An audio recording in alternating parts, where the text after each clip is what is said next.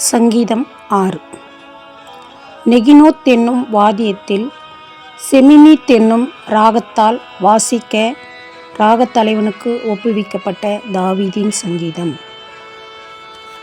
கர்த்தாவே, உம்முடைய கோபத்திலே என்னை கடிந்து கொள்ளாதேயும், உம்முடைய உக்கிரத்திலே என்னை தண்டியாதேயும்.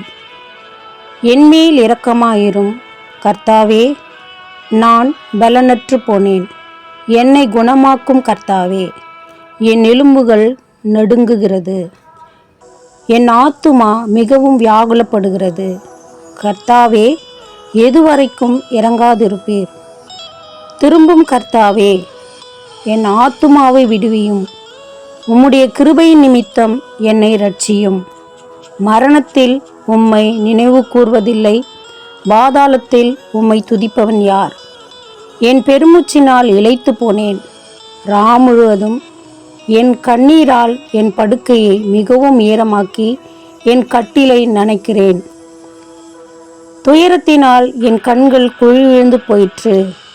என் சத்துருக்கள் அனைவர் நிமித்தமும் மங்கி போயிற்று. அக்கிரமக்காரரே, நீங்கள் எல்லாரும் என்னை விட்டு அகன்று போங்கள். கர்த்தர் என் அழுகையின் சத்தத்தை கேட்டார். கர்த்தர் என் விண்ணப்பத்தை கேட்டார். கர்த்தர் என் ஜெபத்தை ஏற்றுக்கொள்வார்.